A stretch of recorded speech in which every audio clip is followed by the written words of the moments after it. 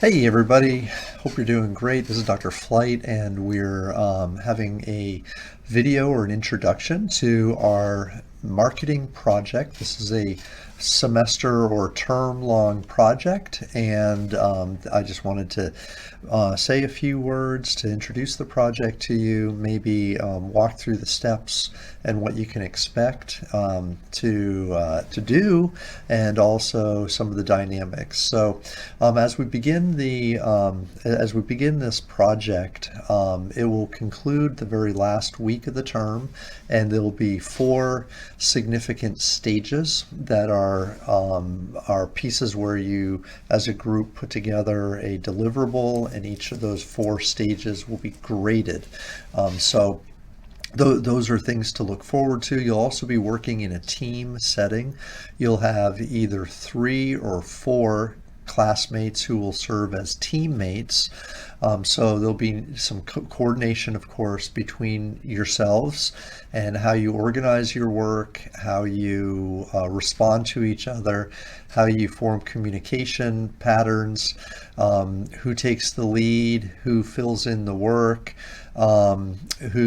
things of all those things that we deal with teams are things that you'll want to be thinking about as we move forward. But the project itself, it's an idea where we want to analyze an industry and a market, and we want to adopt a company where we introduce a new product.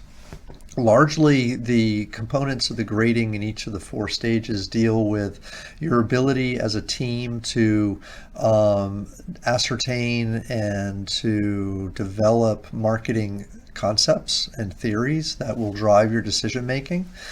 So we want to, when you propose something, and this is true probably anywhere, but when you propose something in your project, we want that proposal to be rooted in some type of marketing concepts or decision-making elements that would make sense. So we want to use marketing concepts. We want to apply marketing strategy to achieve the goals that we have set forth through the project. And then also, as a group, communication is an important element too. So as a group, you'll turn in a piece that pieces of this project that are a good written form, and then also there'll be a presentation at the end of the term. And that presentation varies depending on your modality, whether you're online or face-to-face. But basically, the idea of this plan is that it would mimic or replicate a marketing plan, although it's very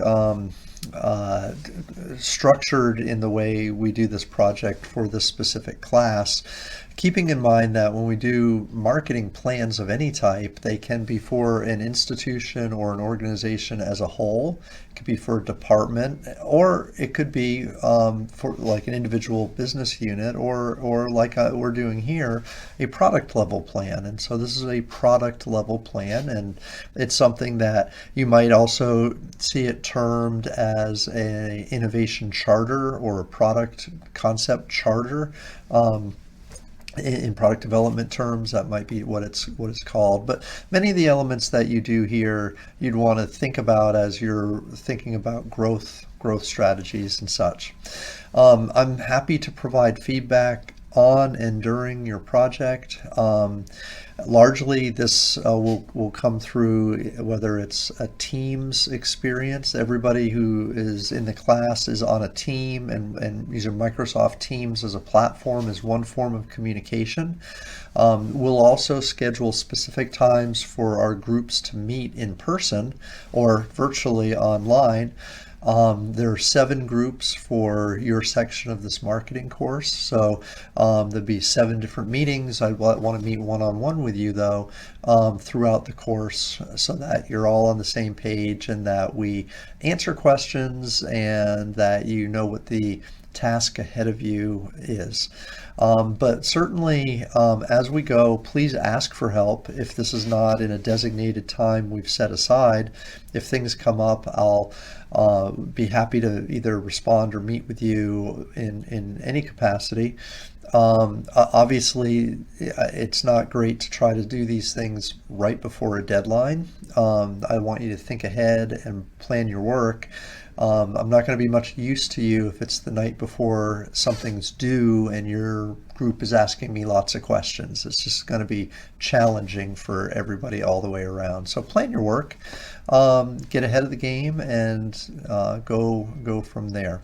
So again, this is a multi-stage process, but the first thing that we want to do is we want to pick and choose a company and a product category that you're going to do your project on. So starting with the product category, what we want to do is pick a product that you are maybe either familiar with or interested in, making sure though that it's not too broad of a generic product, but also not too small that it's a niche.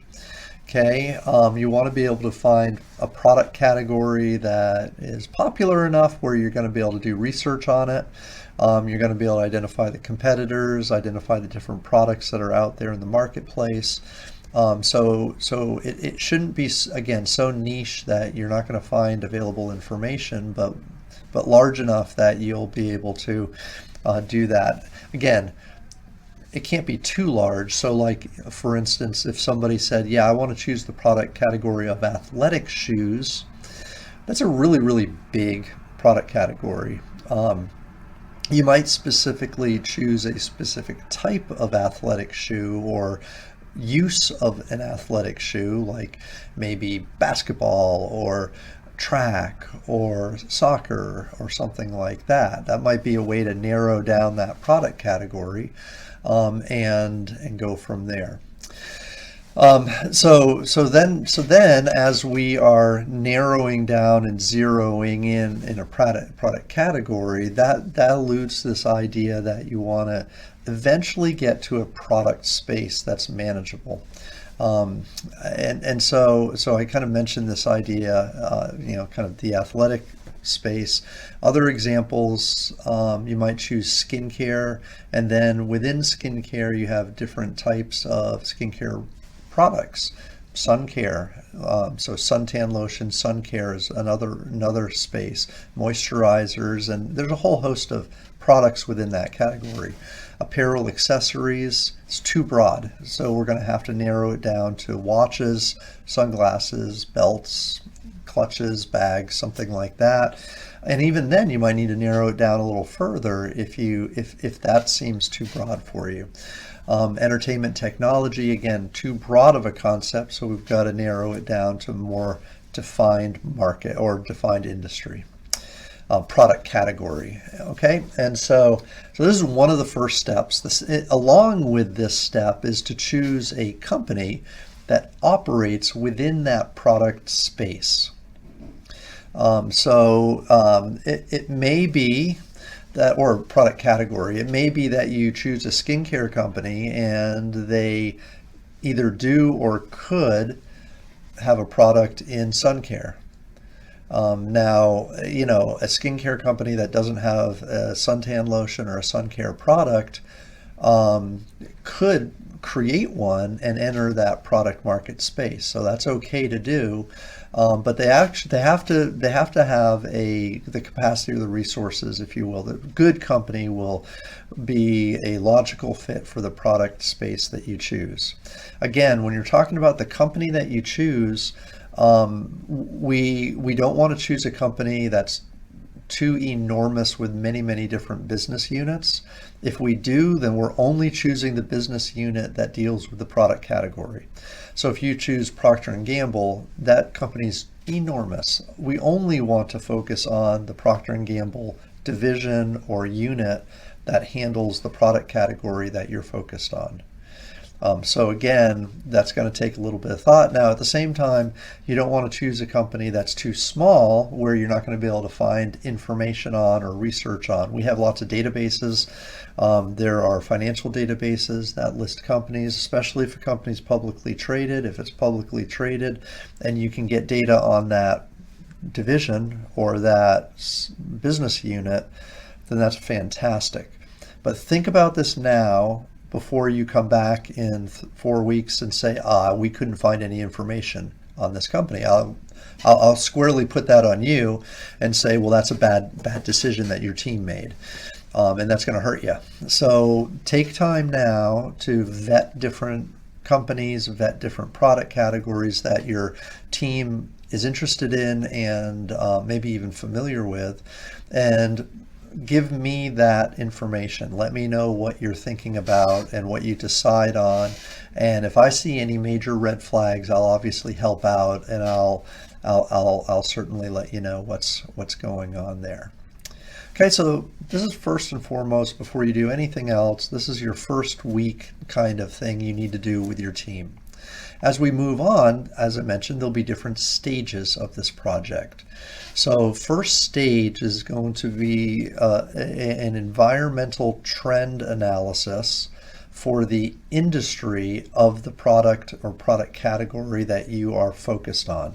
So within the product category, you need to do an analysis of the macro environmental trends. Okay, this has to be germane and in respect to the product category that you've chosen. This can't be generic. It has to be what is influencing this product and product category in the macro environment today.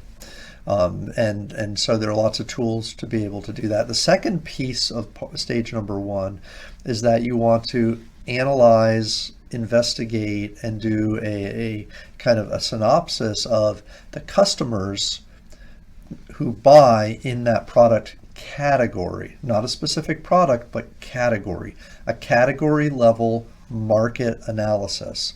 We want to know who's buying, why they're buying, when they're buying, their motivation for buying, all of those types of the W questions, I guess, who, what, why, where, when, those things. In terms of the consumer and the market, identify the size of the market, so how many people or how many consumers are purchasing in that space. Again, demographic characteristics, location, psychometric features in the category. Okay, this doesn't have to be a specific product like brand by brand by brand thing. This is like a category, product category level analysis of the market. Okay, so industry analysis, market analysis, they happen together. Later on in the term, later on when you decide to build a product or decide that a new product might be viable in this space, you'll need to identify specific consumers, like specific segments of that market who would buy your product. You don't have to do that now, but you'll use this information about the market later on. But keep in mind, and this is a big thing I'm always focused on or always hearing, you have not identified a product that you will develop yet. This has nothing to do with the product that you'll launch later on, or you'll try to launch later on. This is independent of that. You should not be trying to think of a product that you will introduce later on. That's in a later step. Okay, so don't say, I have this product idea I'd like to do. Is this a good product market for me to do? This doesn't belong at this time in the term. Okay, moving on to stage two, we're going to do a internal analysis of the firm that you've chosen. So you've chosen a company. Now what we want to do is analyze that company, analyze its strengths, its weaknesses, its assets. We're going to do a thing called resource-based theory of the firm. And so you want to think about their current product portfolios, their current technical abilities. All of those types of things go into an internal analysis. And their growth models, you can get articles indicating how they plan to grow, what new products they've offered lately, let's say in the last 2 or 3 years, what new markets they've entered in the last 2 or 3 years, who their typical customers are. All this, it's really an internal analysis based on what their strengths are. Again, later, not now, once you choose a product, which you have not done yet, you will need to choose a product that leverages their strengths that are identified here in your internal analysis. You'll identify a product that fits into their current product array or product mix.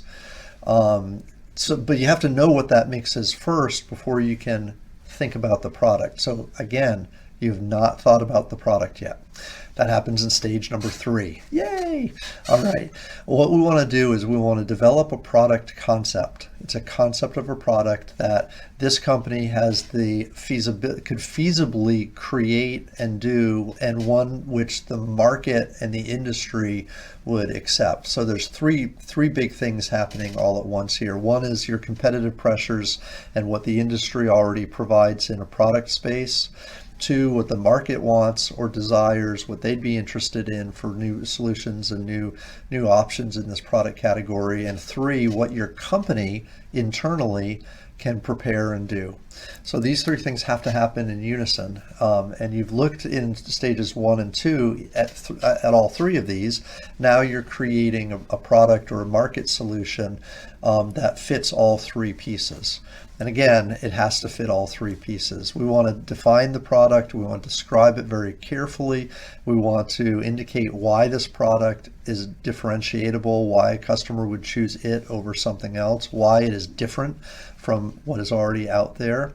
We also want to talk about why this product will benefit the firm and how it will enhance the firm's portfolios, their profitability, their sales, all the financial levers that we will have talked about in this specific class.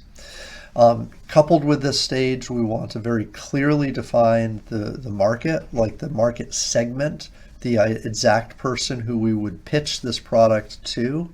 And we want to justify why this product would make sense for that specific market segment. Lastly, one of the things we'd like to do, it's not always possible, but what we'd like to do is estimate sales for this product and try to get some feel of either how many units we'd sell at a specific price point. If we are able to do that, then we can project an estimated gross revenue, could even estimate a early prediction of market share. Now this element here is ideal. We want to be able to do this. We're not always able to be able to do this. And a couple problems. One is this requires a concept test where we go out into the market and we actually do some market research. Not all groups will be able to do that with the product that they have. However, even a sample of 20 to 30 to 50 people who are in this market segment would help achieve this if you're able to do that. The other component that's very difficult here is you'll have absolutely no idea what cost would be to launch, produce, develop, and such the product. So there's really no way to capture in any real sense what profit margin would look like for this type of a product.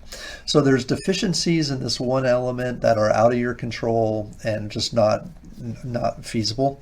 But at the same time, this is a goal that every group should have, to try to understand what the financial impact will be of this product for the firm. Okay, stage 4 is commercializing the product. So in this last stage, what we want to do is 2 primary things. We want to put together a plan on how we're going to distribute this product or get the product into the hands of the consumer. It could be a service as well. It could be an online thing. It could be a physical thing. So, you know, that's just something that we have to be able to do, understand channel partners, who will help us in the distribution, who our supply partners might be, and so forth. And then coupled with that, a communication plan. So we want to be able to understand how we're going to let everybody know about this product. As you're doing a communication plan, again, we're not going to have a lot of budgeting elements here because you may or may not have a budget for quote unquote advertising or promotion and such. But we want to have a plan of attack to know how we would do this, set aside the budget for a bit and just say, would we use, for instance, viral marketing? Would we use traditional marketing like advertising? Would we use influencers? Would we do a combination of all these things?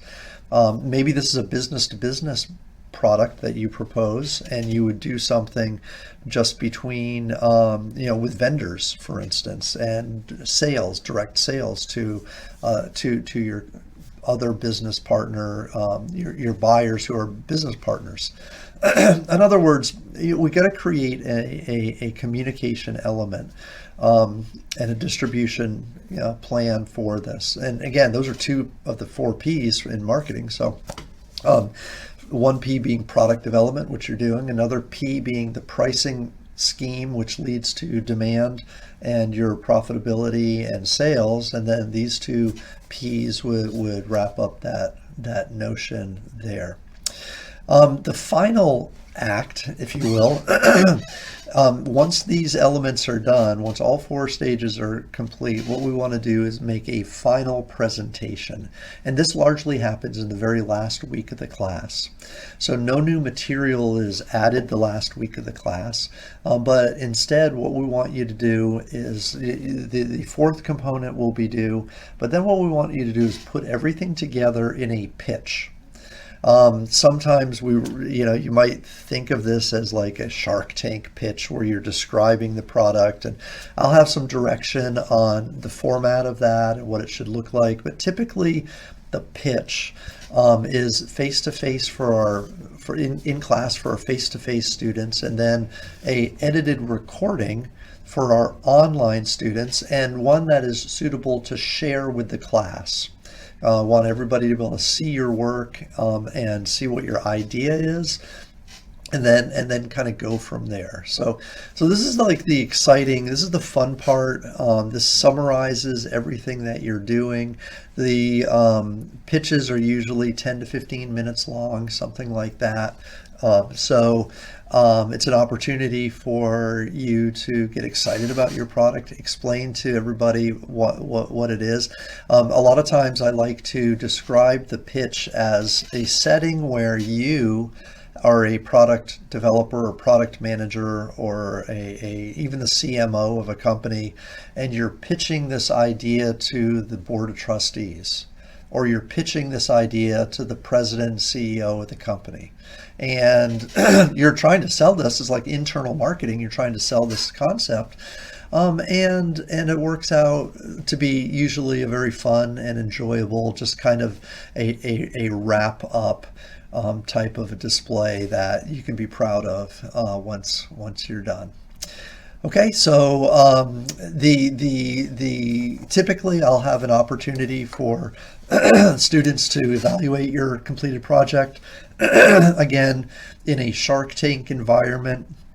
Sometimes we do do a deal where students vote on their favorite projects, and then the winner gets a nominal prize just for fun. Again, it's not tied into your grade, but it is a source of pride that you may have. So this is the project. I look forward to working with everybody, and especially in your groups, and seeing what y'all come up with. Is always a super creative element, but there is rigor in the process. So there's steps to take and follow. Don't get ahead of yourselves. Just take one step at a time. Stay organized. Put a plan together for your group, and everything will be fantastic.